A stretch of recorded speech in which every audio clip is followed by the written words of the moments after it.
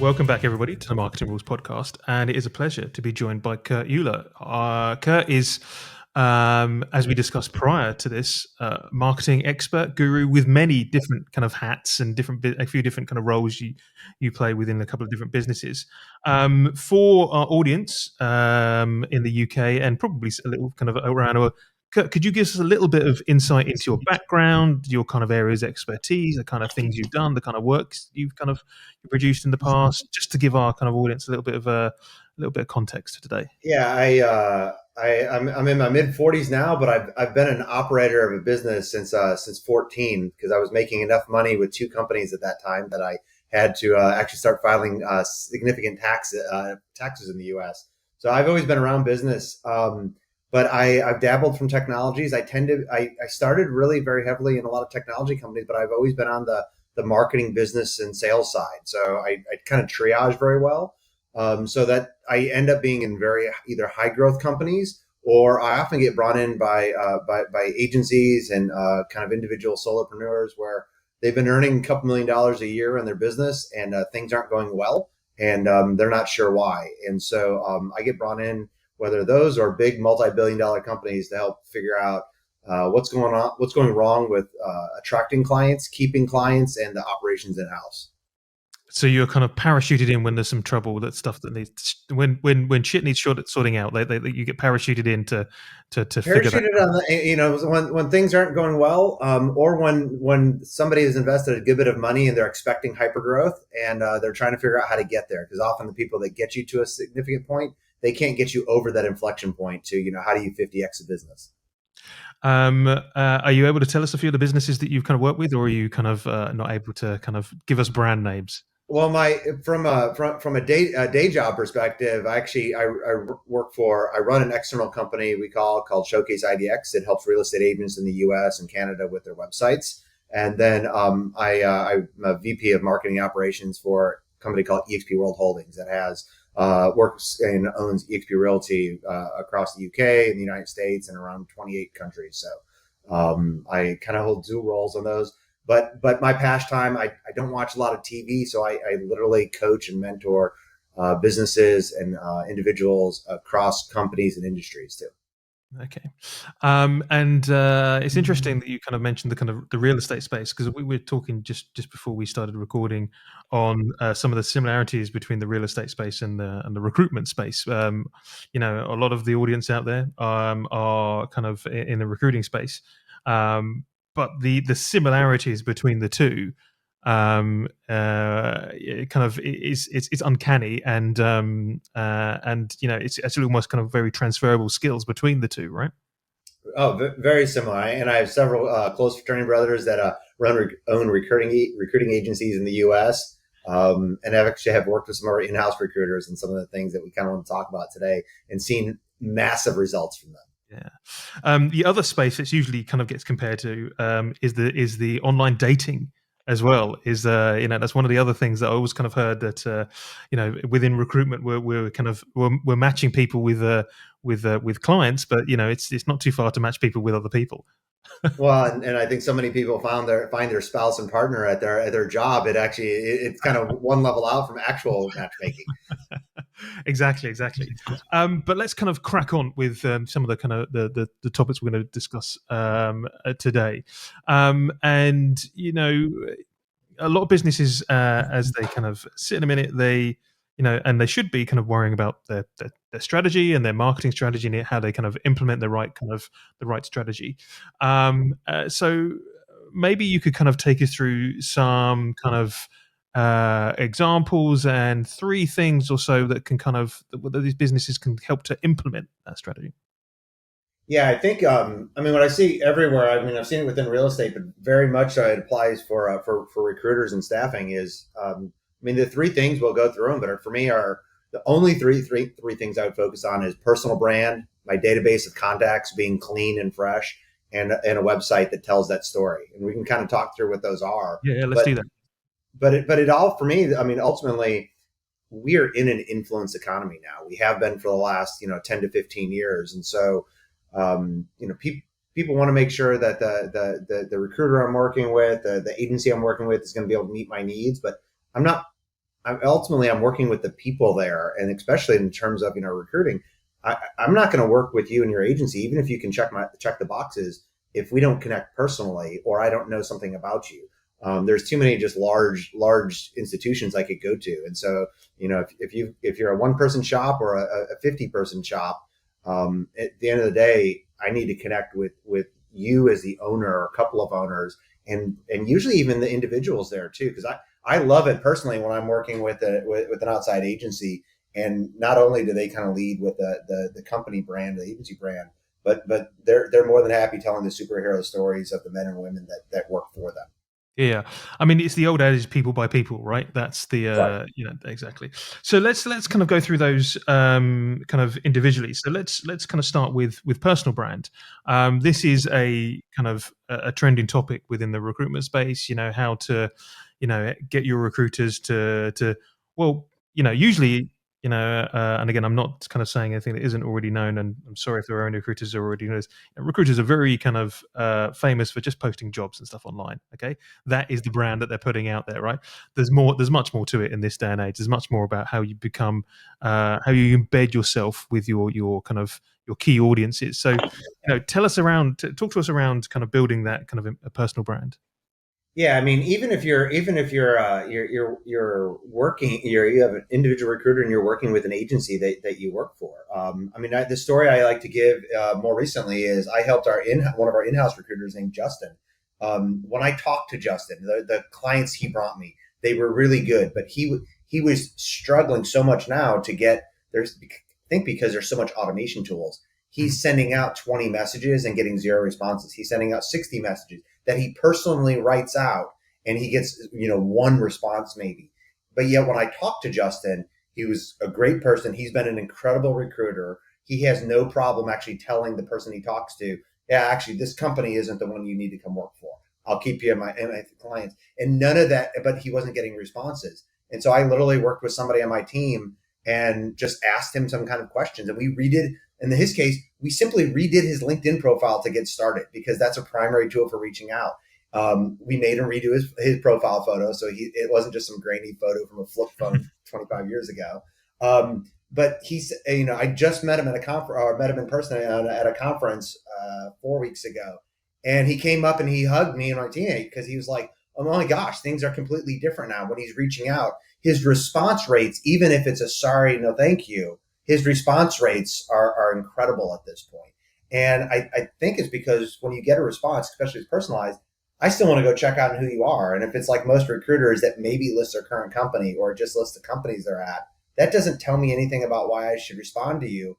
And as a target, somebody that's being sourced, I why should I even put my trust in you to say, hey, should I believe anything you're going to tell me if I don't know anything about you up front? Because I probably get 10 to 15 of those messages reached out from executive recruiters on a daily basis at this point, Yeah. because of automation. Um, so, what about things like kind of what you say and what you're putting out there in regard to the kind of your social posts and things like that? You've already mentioned LinkedIn, and how important it is to have a kind of a professional kind of completed profile. But then there's the next step is like, what are you saying online, right? And how that affects your personal brand. So, Yeah, give us, there's a diverse viewpoint about whether or not people get with strong. They go with strong political opinions or religious opinions. I actually think that that's more than okay. You just need to be acknowledged that you're that you may be alienating part of your potential clientele. But I think the biggest thing, it applies very much. I see it very much so for real estate agents, but it applies for anyone on the recruiting side. There are people that are going to be active buyers or active job seekers, and people that are not. And usually the nots are going to be 90 to 95% of your audience that might see that social post at any time. And so what most recruiters, I think, mess up on is they're posting content that would be really interesting if I was actively looking for a job. But for the 95% of the time that I might know you over a 5 to 10 year period that I'm not looking for a job, none of that content resonates with me. So that by the time, with the way the algorithms work, by the time I start to actually look for a job, Facebook or Instagram or TikTok aren't showing me your content anymore. And so I think what's important is to make sure that you're sharing content that's at least 80% would be relevant for when somebody's not actively looking to buy and sell. And that could be little things like, hey, you love your job. Let's make sure once a year we quantify what's on your LinkedIn profile, like little tips about like what's changed. Like I used that at a big company. I would make my staff every year redo their resume, and my HR department hated it. And I was like, no, because for me, if you haven't added something to the company or done something that would change at least one bullet on your resume, you should be self-identifying. Hey, is this the right company for you, the right opportunity? That's a tip. If I heard from a recruiter and I even love my job, I'm gonna, oh, this is great, and I'm probably gonna share it. Yeah. There's some great some great tips there about how to target those those passive users out there. Your next point was around kind of clean data, okay, Yeah. which which is the scourge of the recruitment space, and I'm sure other spaces as well, is how to keep your data clean, or if you've already got a dirty database, how you then clean that database, right? Some businesses live, or most businesses live and die by the kind of cleanliness of their database. So, yeah, talk to us about that as well. Yeah, I mean, so much of of my personal hiring comes because I have a pretty curated list of always has at least about 450 people on it, but that I've worked with before and or that I really trust their opinions. So like when I'm personally hiring, and I'm not a recruiter, I have an automation tool that I use that can personalize things a little bit, like where I work with you at and whatnot. But it goes out to that 450 plus people. It might be up to about 520 right now. That's a huge thing. So you can imagine how many people then, like those are people that trust me. I know them. And so when I send out, I'm hiring these 3 people, it's really clear in the subject line as well. My referrals for people that I'm hiring myself is huge. And so, as a recruiter, I know the database is so much larger because you all are contacting so many more people. But for me, CRMs, it's like it matters for your agency, but it matters for you as a recruiter and staffer yourself. If you can keep a copy of your own database, that's good. If not, you should be creating your own from your personal relationships and your contacts from LinkedIn and whatnot. Because you may not be able to use the company database, but you can create your own one separately. And I mean, it's important enough. It's like paying the utility bills. I put it on my calendar, and at least every other month, if not every month, I'm taking and I'm an individual. I'm not even a recruiter with y'all's volume, and I'm taking 5 to 20 minutes every other month to just clean my database. Have contacts changed? The phone numbers changed? When did I reach out to somebody last? And so, hey, if it's been 3 to 6 months since I spoke to you last, you'll get a personal message or text from me. And for if I was a recruiter, I'd be spending easily an hour to 2 hours a month on that. Mm-hmm. Yeah. And then your last point, which is of kind of an interest as a marketer, is your website. So talk to us around kind of what we need to do around our website from the kind of beginning to end. Yeah, everybody needs to have their own site. For me, there are some builders out there like a Wix or a Squarespace, but if you're running the agency needs to have a site, and we can talk about that. But if you're an individual recruiter, sourcer, I think you need to have your own site as well, and it needs to be hosted on WordPress. If you can't build it technically, I'm sure you have somebody who's got a 14-year-old daughter that can build that for you on a Saturday. Great, make friends, make it happen. But it's kind of the same thing as with like your LinkedIn profile, telling the story about who you are. Too many agencies, too many staffing people, they reach out to me and I can't find anything about them online. And so, or I maybe was following you on a social channel before and the algorithm changed and I'm not seeing your stuff anymore. And so for me, to protect your business and your even job, you should have a website that, hey, the algorithms will change on things, but you should be training your audience over time through social posts to go to a website that you control that tells your story, that also tells me where I can find you. So that, hey, if I'm following you on Instagram and that algorithm changes, well, I can still go to the website and go, oh, you're on TikTok now. And so wherever the networks may go, I view like you do not own your Facebook page. You do not own your TikTok handle. You own your website. And so anything else is just rented stuff or that somebody has bequeathed you. And so that for me, you should have a website that tells your story. Um, Very much in a recruiting space, to me, it should tell the superhero stories of the people that you have placed and the companies you've worked with. And so if you can get a video camera in front of those people or your phone, that's great. But I want you to treat that website as a digital hub. It does not have to be hugely complicated. You do not need to spend thousands and thousands of dollars if you want one for yourself, but you need to have something up there that covers a little bit of what's going on. And like I said, tells a little bit of those personal stories. Not everybody needs to be writing blogs, but some do. For me, my mentality is I'm better at my normal job if I take a couple of hours and focus on an article to put out, every 2 weeks or so. It doesn't have to be that frequently because it's something I get to think about and it forces me to coalesce my thoughts. I find a lot of time recruiters are the same way. Things are changing. We have quiet quitting, quiet firing, remote work. Are these things acceptable? How are things changing? I bet most of your audience has some viewpoints on that. And whether that goes out on LinkedIn or goes out on their personal site, taking the time to just write that out in a Google Doc and post it, then you have now something to reach out to your database with at your hub. So when the algorithms change, they're used to finding you.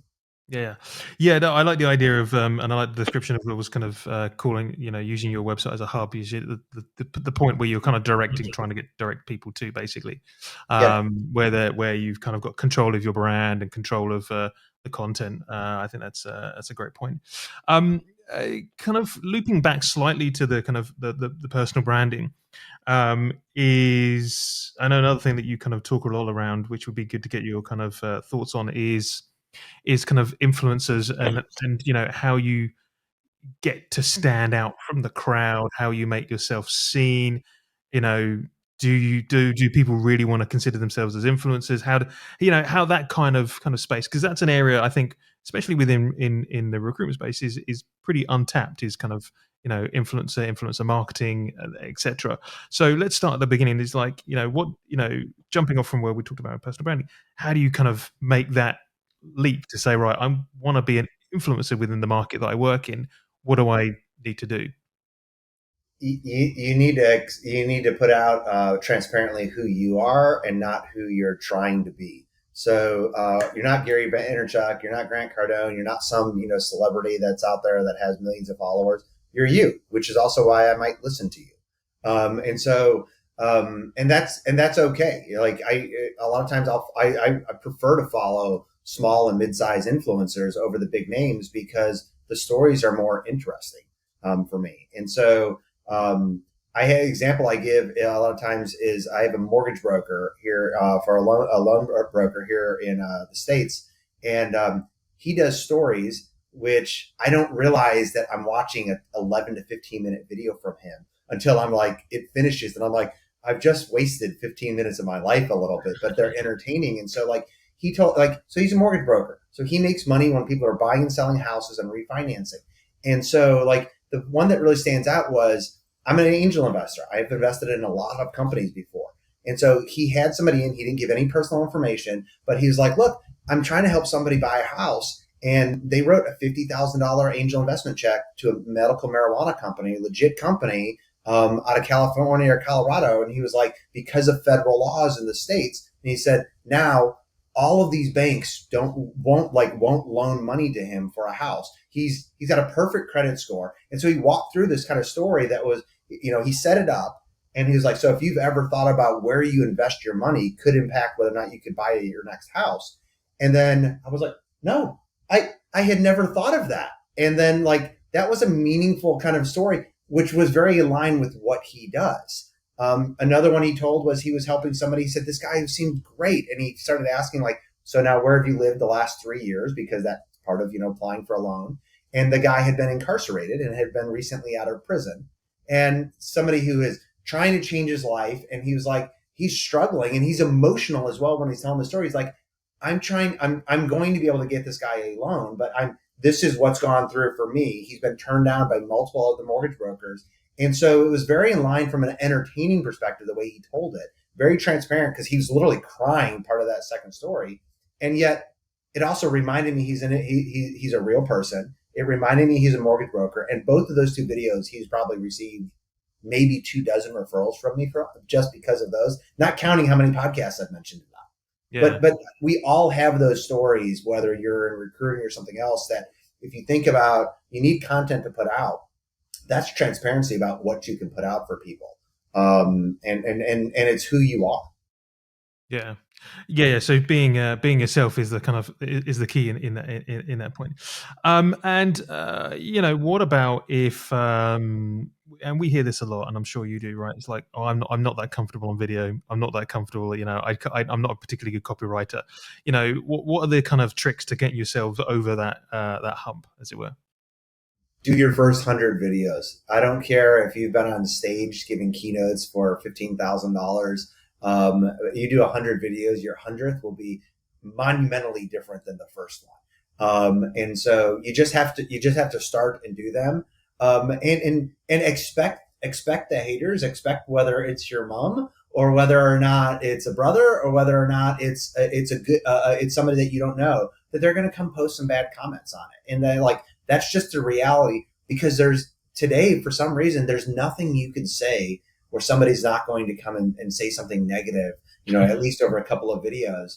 So for me, like, when you expect that, that's just the reality. It's a little bit easier to take it. But for me, I also, like, when you know it's coming, it also lets you kind of plan for it. I know when, like, you're going to get those hate comments that come through to things like, you need to just do the videos, do the first 100 videos, and literally, like, check them off. And then how do you feel after 100 videos? Those could be over 50 days. It could be over 100 days or over a whole year. When the haters come, be kind to them. I mean, think about how bad something has to be in somebody's life, that whether you know them or not, that they would take, 2 to 5 minutes, 20 minutes, maybe for one of your podcasts, to listen to the whole thing, what you have to say, and then still take more valuable time out of their short life to go leave a negative comment. My heart hurts for that person. And so the only way, like, also, like, from an influence perspective, respond out of kindness to them. And that's, like, you will grow your audience from that as well. Yeah, that's some great advice. Kurt, it's been an absolute pleasure talking to you today. Thanks for all those kind of great tips.